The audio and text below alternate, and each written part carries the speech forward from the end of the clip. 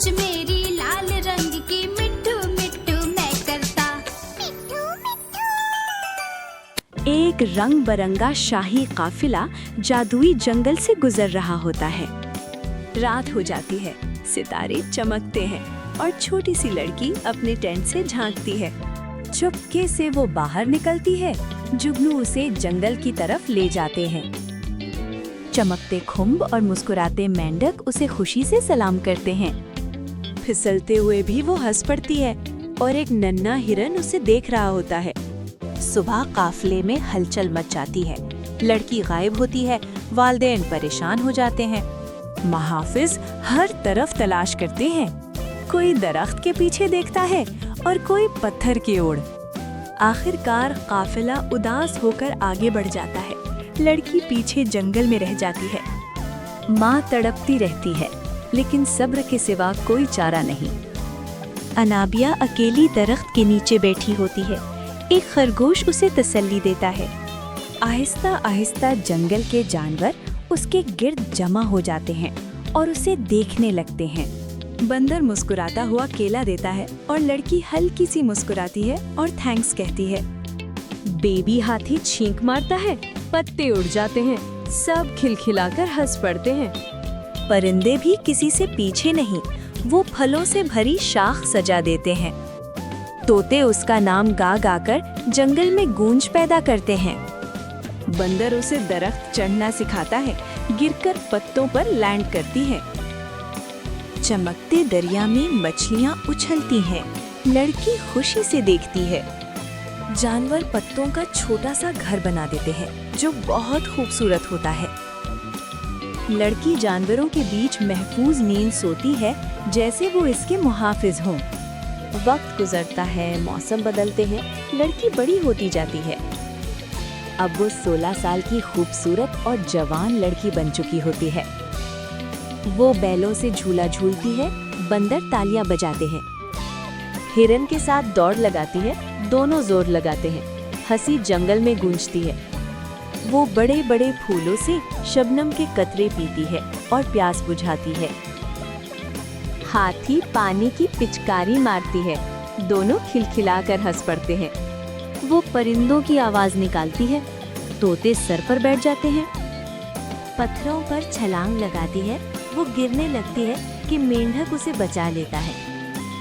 तूफान आता है, सब जानवर एक साथ एक दरख्त के नीचे पनाह लेते हैं। एक छोटा हिरन सर्दी से ठिठर रहा होता है। अनाबिया उसे झोली में ले लेती है। अनाबिया रात को चमकने वाले फल ढूंढ लाती है और उनसे घर सजाती है। बंदर शरारत करता है, पकड़ा जाता है और शर्मिंदा हो जाता है। अनाबिया एक बहुत बड़े कछुए पर सवार होकर क्वीन की तरह चलती है। बेरी के फल के रंगों से दीवारों पर तस्वीरें बनाती है। चीते के साथ प्रैक्टिस करती है। बेबी चीता गिर पड़ता है। रात को वो कहानी सुनाती है। सब जानवर तवज्जो से सुनते हैं। सूरज निकलता है, वो पूरी जंगल प्रिंसेस बन चुकी होती है। एक जवान शहजादा जंगल में दाखिल होता है। वो एक हिरन को देखता है और तीर चलाने के लिए निशाना लेता है। तीर हिरन को लगता है और हिरन जमीन पर गिर जाता है। सब घबरा जाते हैं। जंगल में अचानक खामोशी छा जाती है। सब डरे हुए हैं। अनाबिया अचानक आकर हिरन के आगे खड़ी हो जाती है। वो शहजादे को डांटती है, परिंदे भी उसका साथ देते हैं। प्रिंस हैरान रह जाता है। उसका दिल पिघल जाता है और वो शर्मिंदगी महसूस करता है। वो हिरन को हौसला देती है। हिरन हिम्मत से खड़ा हो जाता है। प्रिंस झुककर माफी मांगता है और शर्मिंदगी का इजहार करता है। जानवर हंस हंस कर प्रिंस की गलतियों पर हंसी उड़ाते हैं। वो शर्माकर भाग जाती है। प्रिंसेस के पीछे चलता है और कीचड़ में गिर जाता है। वो दरख्त चढ़ने की कोशिश करता है, लेकिन फिसल जाता है। बंदर बेल बांधकर उसे झुला देता है। प्रिंस जानवरों को खाना खिलाता है। लड़की नर्म हो जाती है। दोनों मुस्कुराते हैं। धूप उन पर चमकती है। प्रिंस वादा करता है कि वो जानवरों को नुकसान नहीं पहुंचाएगा। हिरन उसका हाथ चाटकर मंजूरी देता है। दोनों नारियल का पानी पीते हैं। फनी आवाज आती है। तोता प्रिंस के सर पर बैठकर शरारत करता है। पत्थरों पर भागते हुए प्रिंस फिसलकर पानी में गिर जाता है। शहजादे के लिए जानवर बैलों की सीढ़ी बना देते हैं। दोनों हाथी पर सवार होते हैं और हाथी उन्हें जंगल की सैर कराता है। फल खाते वक्त रस प्रिंस पर गिर जाता है क्योंकि अनाबिया फल को दबा देती है। आग के गिर्द दोनों बैठे थे। प्रिंस अनाबिया से जंगल की कहानी सुनते हैं। चमकती रोशनियों से जंगल जगमगा उठता है। प्रिंस गुलेरियन के दरमियान घबराकर उठ जाता है। वो खामोशी से चलना सीखता है। लकड़ी टूट जाती है और सब जानवर उसे देखते हैं।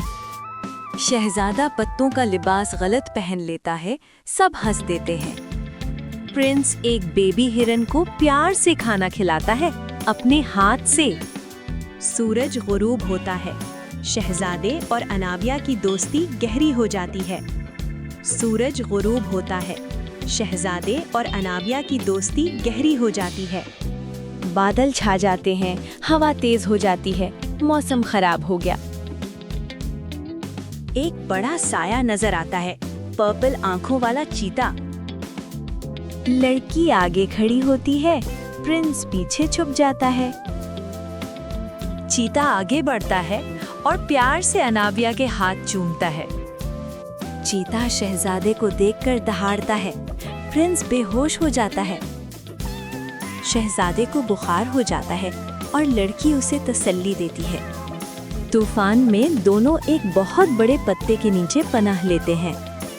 नदी के पास अजनबी इंसानों के कदमों के निशान मिलते हैं।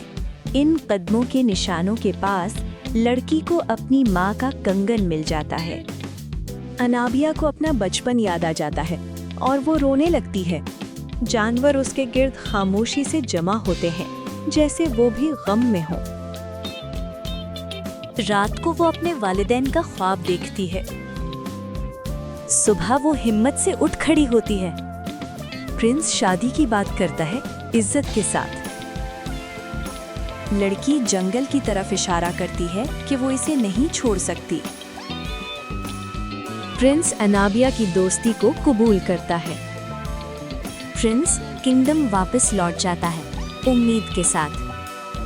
शहजादा कहता है, बादशाह सलामत, मुझे अनाबिया के वालिदैन की तलाश की इजाजत दें।